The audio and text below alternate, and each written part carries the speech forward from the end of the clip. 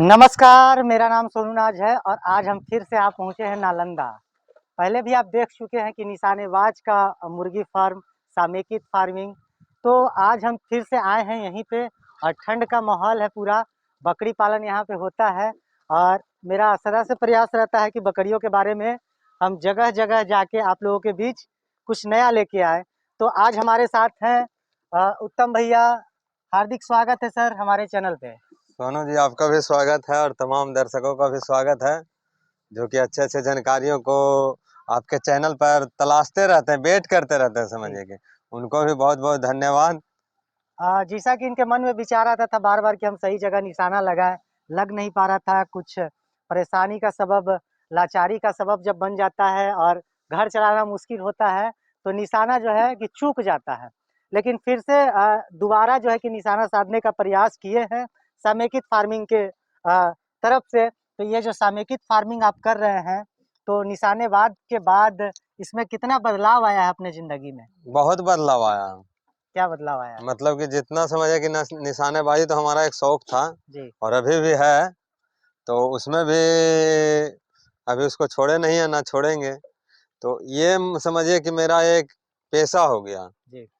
निशानेबाजी के बाद जो टाइम मिलता है या फिर मतलब इसमें हम व्यस्त रहते हैं पूरा दिन, रात को भी समझिए कि क्योंकि ये लाइव स्टॉक का फार्म है, तो इसमें किसको इंजेक्शन कब देना है और किसको क्या बुखार होगा, सर्दी होगा, जो हमें भी पता नहीं रहता। जी।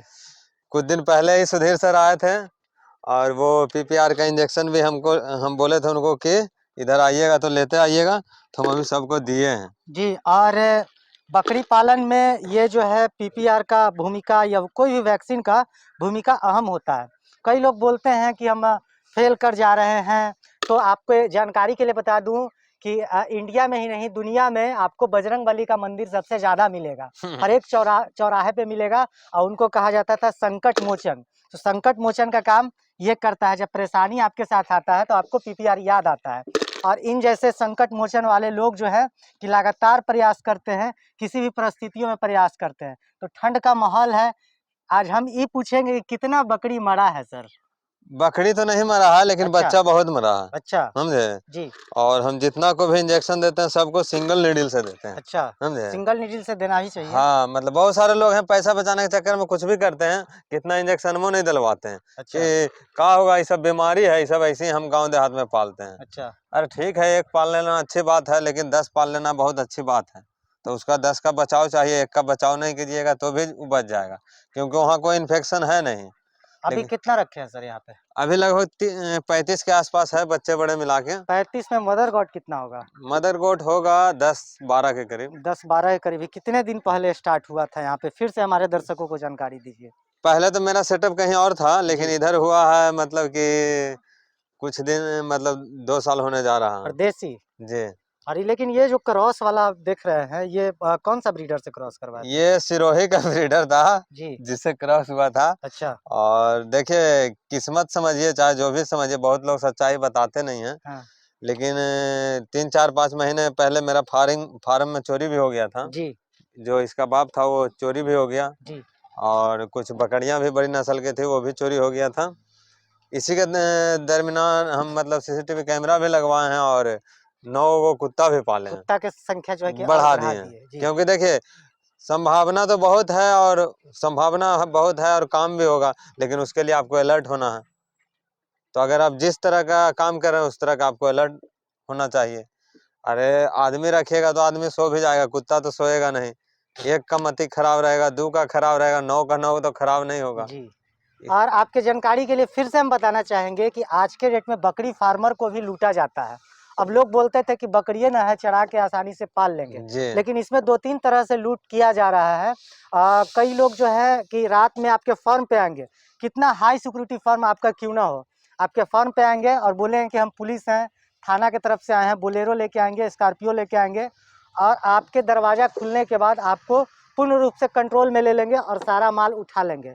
दूसरा ये होता है कि बकरी जब आपकी चढ़ाई पे रहती है, वहाँ से लोग टांग लेते हैं। ये पुराना धंधा हो गया। अब नए-नए तरीके से जो है कि लुटेरों का जो है कि लूट चालू हो गया है। तो इन सब चीज़ों के लिए जब हम लोग पढ़ते हैं, बकरी के बारे में पढ़ाई कराया जाता है, तो शेड का निर्माण के बारे में जब पढ़ाया जाता है तो बताया जाता है कि आप सड़क के ऐसे जगह पे बनाए जहाँ पे गाड़ी आसानी से जा सके, चारा आसानी से जा सके। लेकिन उसका उल्टा जो है कि मेरा मन उल्टा होता है, विपरीत होता है। मेरा कहना ये रहता है कि फर्म का दूरी रोड से इतना दूरी रखें कि उसको बकरी ले जाने में फर्म तक कम से कम 10 से 15 मिनट लग जाए। तो ये तो पहला सुरक्षित करना है आपको खुद से। जैसे उत्तम भैया ने कुत्ते का यहाँ पे संख्या बढ़ाया है, उस तरह से कर सकते हैं। और एक तरह से और लूटा जा रहा है अभी किसानों को कि आपको फ़ोन करके बोला जाता है कि आपके यहाँ बिक्री का है, और बिक्री जब आप करने के लिए राज़ी हो जाते हैं तो एडवांस देने के नाम पे आपके फ़ोन पे द्वारा या गूगल पे द्वारा ऑनलाइन ट्रांजैक्शन के आधार पे आपका पैसा लूट लिया जाता है।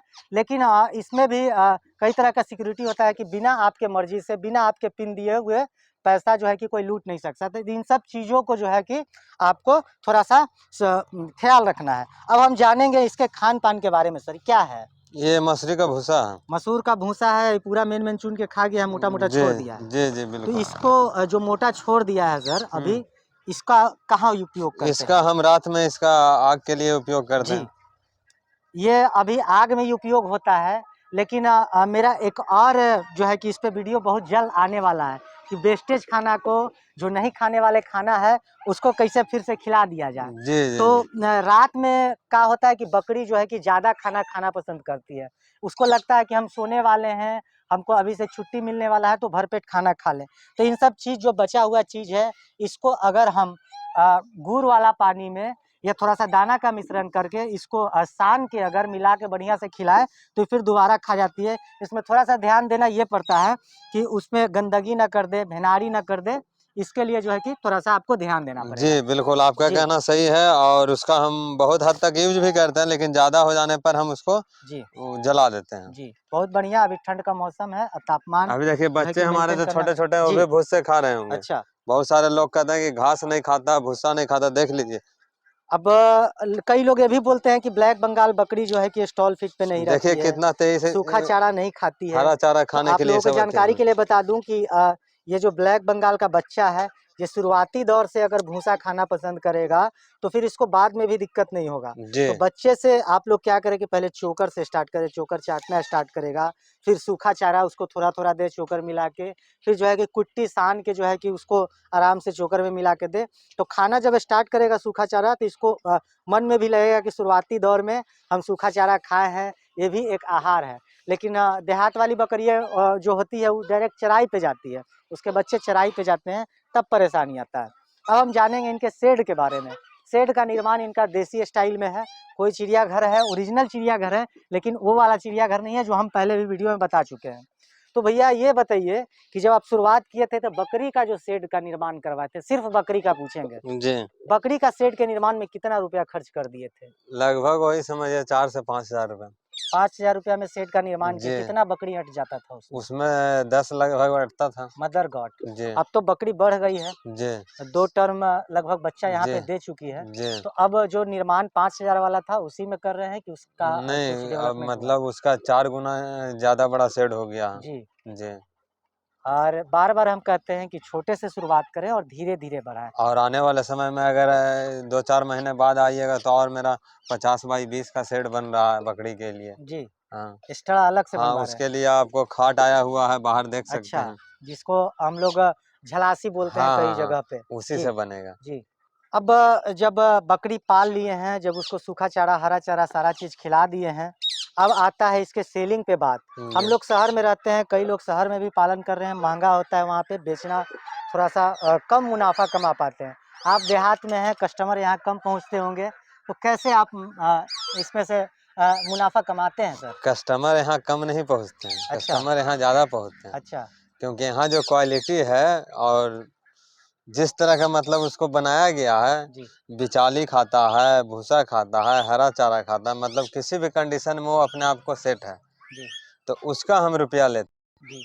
ना अब पालने वाले तो ज़्यादा हमको रुपया देंगे। जी। अगर उसमें हमको लगा कि नहीं हमको पैसे का ज़रूरत है और कोई पालने वाला नहीं ले रहे हैं तो उसको मीट कटिंग में करके बेच देते हैं। देखिए, हम तो शुरुआत दौर से ही कहते आ रहे हैं कि हम पालन पे बात नहीं करेंगे कि हम पालने के लिए किसी को ही देंगे। हम कटिंग का मार्केट की बात करने वाले हैं। क्या है कि जो पालने वाले लोग ले जाते हैं वो जो है कि शादी-ब्याह का जो साड़ी होता है यहाँ से वहाँ से वहाँ, उस पे हम नहीं जाने वाले हैं। हम कहने वाले हैं कि कटिंग पे कितना आमद यहाँ पे हो सकता है एक बकरियों से। आप जो बेचते हैं, आपका स्टाइल क्या है? उसमें कैसे आप आसानी से बेच पाते हैं? देखिए मेरे यहाँ तो है, सबसे पहले बात है कि इस तरह का फार्मिंग कर रखे हैं तो यहाँ अच्छे लोग आते हैं। जी। मतलब नौकरी वाले, बिज़नेस वाले, बड़े-बड़े मतलब हाँ। वो सब 4 व्हीलर से वो देखते हैं, देख के वो खुश होते हैं। अच्छा।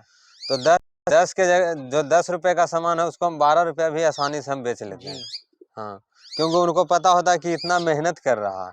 जब वो मेरे बारे में जब रियल में जानते हैं तो खुद कहते कुछ नहीं बोलते हैं। जी। बोलते हैं कि एकदम जेन्युइन है। अभी तो कटिंग मसला का भी आपका जो काउंटर है बगल में, जी, तो कभी ऐसा भी होता होगा कि आप काट के देते होंगे? हम नहीं काटते हैं, मतलब बुलाते हैं लोगों मतलब को। काट के आते होंगे, जी, लेकिन जी। वही बोलेंगे जी। बिज़नेसमैन तो आप, आपका नाम लोग जी, जानेंगे। जी। मेरा क्या हो जाता है उसमें, जब मेरा रहता है कि एक मेरे को कटवाना है, वहाँ 2-3 रहता है। अच्छा, इतना लोग आ जाते हैं। मतलब हर घर खाने वाले हैं, पालने हाँ, वाले कहीं-कहीं मिलते हैं। कहीं-कहीं तो मिलते अगर हैं। मान लीजिए कि 15 केजी जिंदा वज़न में खस्सी अगर काटा जाए, तो हुँ, कितना तक में सेल हो जाता है सर? 15 केजी में तो उसमें मीट समझिए कि निकल जाता है लगभग 10 केजी के आसपास। जी, हुँ, 60% निकलता है मीट, हुँ, उसके बाद वेस्टेज है। तो हाँ। अभी क्या रेट चल रहा है सर? तो अभी तो मतलब 1 जनवरी में हम लगाए थे तो 600 रुपए ही केजी लगाए जी, थे। मतलब और 6000। हाँ, तो मतलब और समझिए कि होली में आने वाले हम तो होली में 800-900 रुपए केजी मीट जी, हो जाता है। जी। तो होली में हम तैयार हैं। देखिए अब मतलब अगर खड़ा बिक जाता है तो ठीक है, नहीं तो फिर तो अपना है ही। नहीं, जैसे इसमें हड़बड़ाना नहीं है। आपका कहना सही है, लेकिन मेरा ये भी कहना है कि अगर आप मुनाफ़ा कमा रहे हैं, हुँ, आपके अगर अलावे आपके पास नहीं उपलब्ध हो रहा है, हुँ। तो उन किसानों को भी मदद करिए जो ग्रामीण क्षेत्र में बसे हैं, जो आपके नज़दीक में बसे हैं, उनका भी माल जो है कि आप अपने हिसाब से भिजवा सकते हैं। जी, जी, जी। बकरी पालन में जो है कि एक तरफ से मुनाफ़ा नहीं होता है, या कोई भी फार्मिंग में। इ आप बकरी का बच्चा बेच के कमा सकते हैं, उसका दे दूध बेच के कमा सकते हैं, किसी को बुद्धि दे के कमा सकते हैं, बधियाकरण करके कमा सकते हैं। और लास्ट में जो है कि ये भी जानकारी दे दें कि चमड़ा तक इसका बिक जाता है, इसका हड्डी बिकता है, जो आप छोटा-छोटा मछली मार्केट में देखते हैं शीशा के अंदर, उसका दाना बनता है। तो इसका उपयोग सब जगह है। जी, जब वो कमाने की बात किए तो देखिए एक और बात बताते हैं, सुधीर सर जो हैं जी, सुधीर सर, हमारे माननीय सुधीर हाँ, सर, उनके बारे में बता दें कि पटना जैसे जो भीड़-भाड़ वाले शहर हैं, जहाँ पहुँचना आसान होता है, ट्रेन से, टैक्सी से, किसी चीज़ से, वहाँ पे वो महीने में 2 बार ट्रेनिंग देते हैं, बकरियों के बारे में जानकारी देते हैं।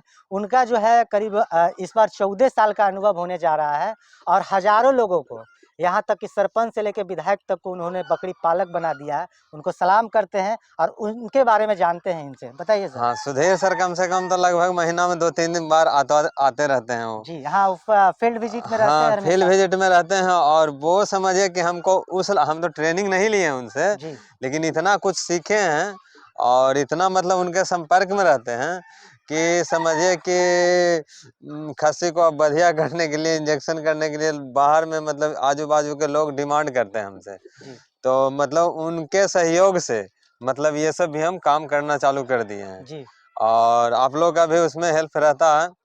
क्योंकि कोई संकट आता है तो मतलब कि सुधीर सर तो समझिए कि जो भूमिका निभा रहे हैं पूरे हिंदुस्तान के हम बात करेंगे, जी, क्योंकि कभी राजस्थान, कभी यूपी, कभी हरियाणा, कभी दिल्ली, कभी झारखंड, कभी बंगाल, तो मतलब कि उनका जिस तरह से लोगों के प्रति जागरूक है और जागरूकता अभियान वो चलाते हैं, उस काफ़ी सराहनीय है उनका जो भूमिका है। जी। और कमेंट में ही मत लिखिए कि इनका 10 बच्चा इतना काबिलियत के साथ काहे मर गया। तो आप लोगों की जानकारी के लिए बता दूँ कि थोड़ा-सा चूक जो है, आपको पूरा फार्म को जो है कि खत्म कर सकता है।